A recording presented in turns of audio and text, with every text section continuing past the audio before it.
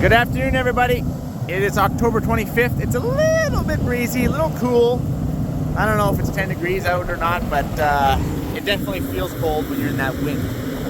But it is October 25th. We would expect that. I remember being out at Halloween and having to tramp through snow, and yet I'm still out here doing some field work. So, you know, every one day that we work in the fall is 2 free days in the spring. I don't know how the math works, but that's how it works. Anyways, we're out doing some protilling. The fan is running a little fast on here. I have it idled down, but we got a lot of cattails stuck up in the radiator here. I'll show you. I don't know why we don't have reversible fans for these things yet.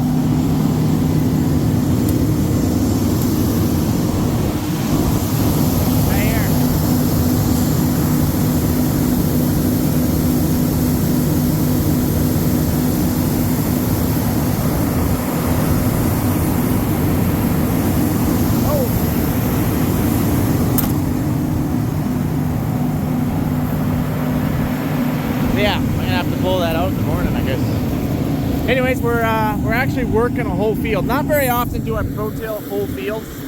Only maybe do 1 or 2 a year, and that's pretty much it. This is some canola stubble. This is some newer land that I bought. Has some wild oat problems here, as you can clearly tell. And millet. Millet.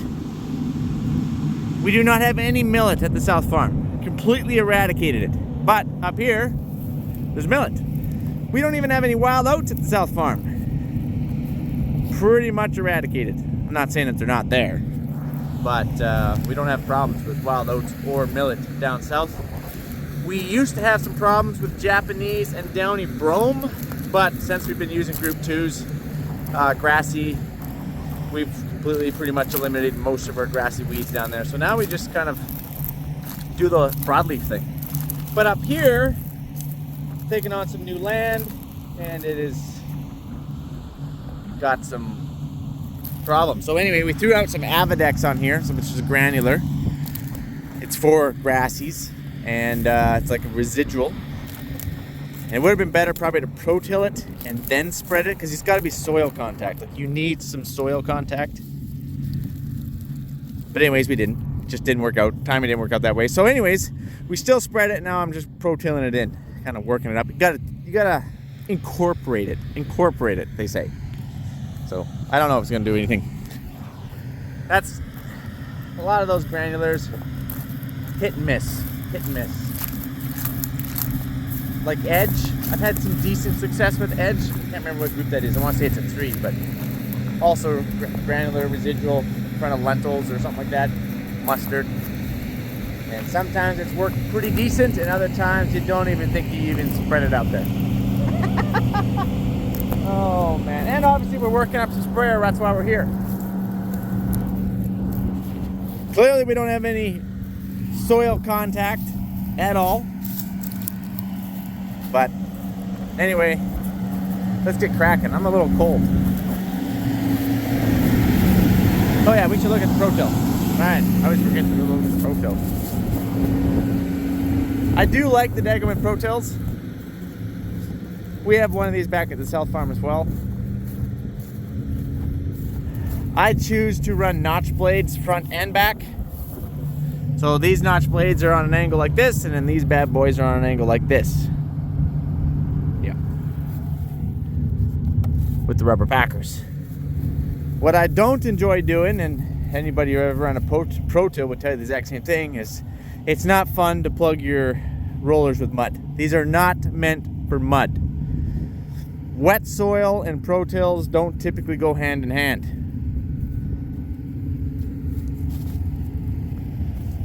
Now on the protill back at the South Farm, we have, I don't know, we have so many acres on that thing.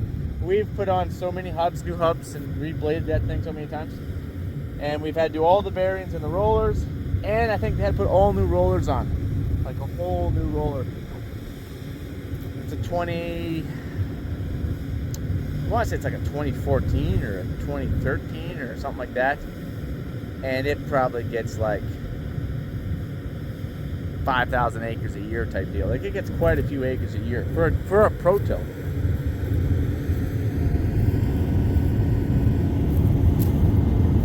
Although these things should come with an auto greaser, because you will pump like 2 to 3 tubes of grease into these bad boys. There is a grease nipple on every pin, hydraulic pin. Every pin, there's a grease nipple. 1, 2, 3, 4, 5, 6. Every pin. And then all the hinge pins also have grease nipples. No grease nipples on the bearings, which is good. You would just knock those bad boys off. All right.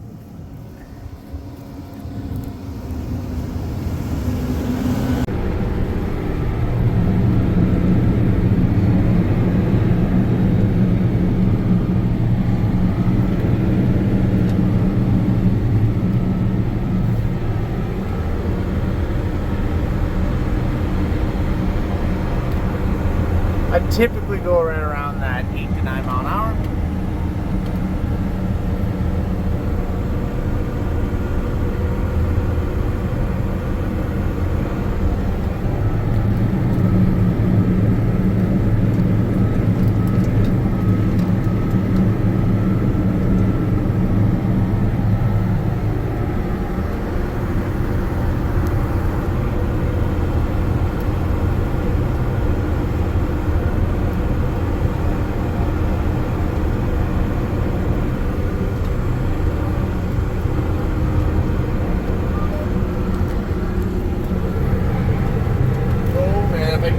I can do all this with one hand here. There we go.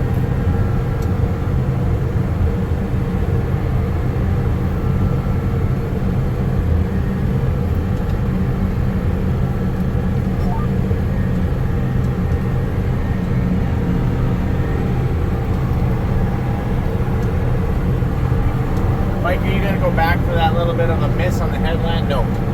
No, I'm not seeding here. I'm not too worried about a little miss here and there. I'm just trying to cover some ground.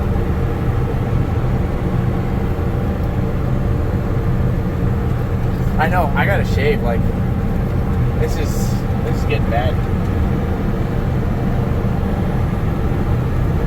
I think I've just been living in a cab for the last 3 months.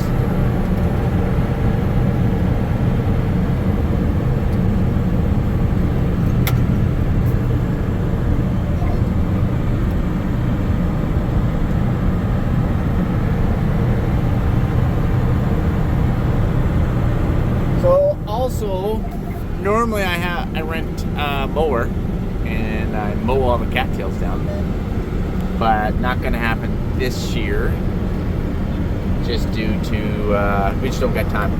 We just don't get time. So a little update on time. What's everybody doing and all that fun stuff? They are hauling grain.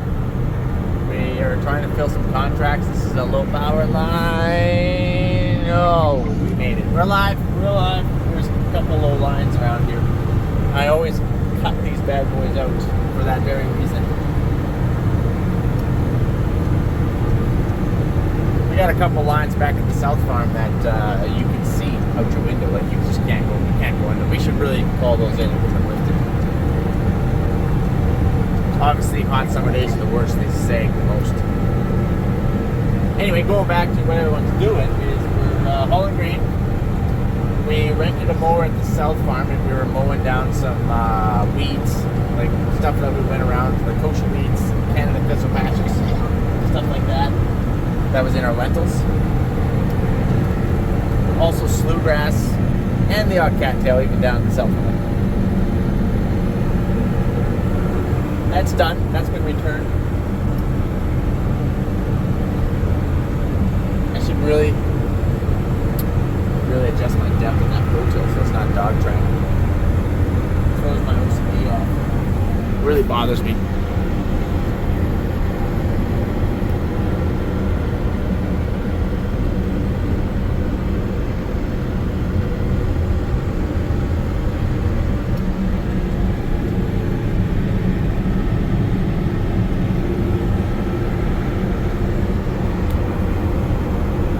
Also, we're burying a little bit of organic matter. We have quite a bit of organic matter because I don't harrow anything. Shouldn't say that. I harrowed some last year. Schulte brought us out a disc harrow. But traditionally, I don't harrow. Like, just about everybody harrows every field up here. I traditionally don't harrow, so I get a lot of organic matter built up. It's not spread around very good. All right, I gotta get this thing out of the ground here.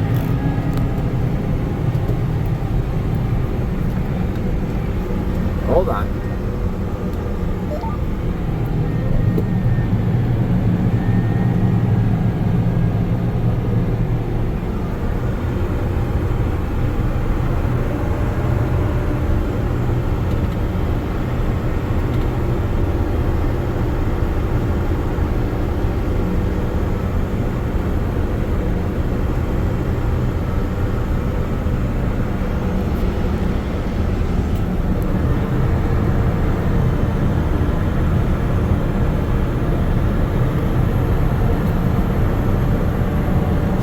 Pretty much done after, yeah, probably got a couple more days left of this. Yeah, basically I'm going to freeze it, let's be honest. But we're still building the shop back home. That's requiring a few bodies. Brian's working hard with that, trying to get that a little bit more locked up before winter rolls in.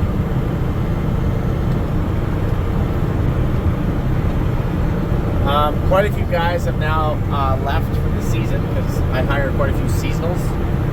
So we're just down to a couple of us now. We're just down to a few of us.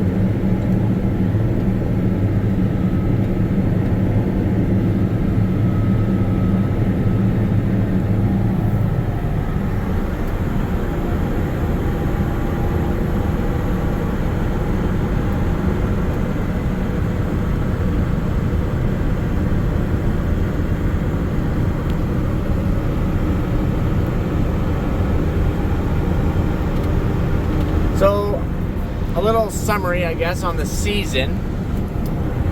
North Farm season overall was probably average, I would say. The canola was well below average. Cereals were a little bit above average, so I'd probably go say average. I'd say an average year for the North Farm. The South Farm was well below average yet again for the 4th year in a row.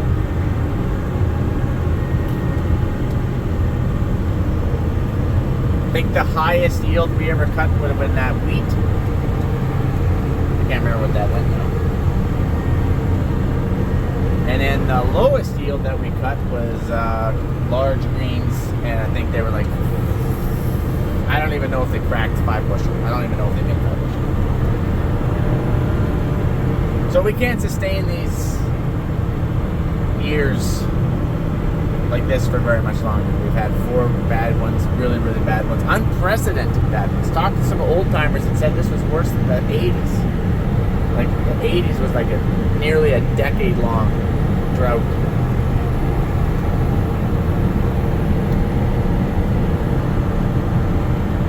But our farming practices have improved a lot since then, obviously.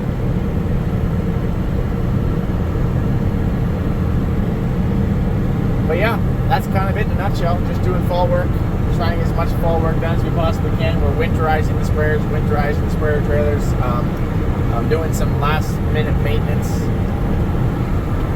Trying to do as much field work as possible. If there was going to do any water consolidation, you would want to do that now. Stone picking, rock picking, whatever you want to call it. That's the kind of jobs that we're doing right now. Any bush cleanup, you want to clean up any bush or clean out a water run or something like that, if you want to do that stuff now. And that's kind of what we're doing. That's basically what every farmer is doing right now. And hauling grain. emphasis on hauling grain, because that's pretty much what they've been doing. 3 loads a day, 6 days a week. In fact, we're hauling to G3 in Melville right now, and they said they're open 24 hours. And I'm like, holy cow, the possibilities for 24 hours a day.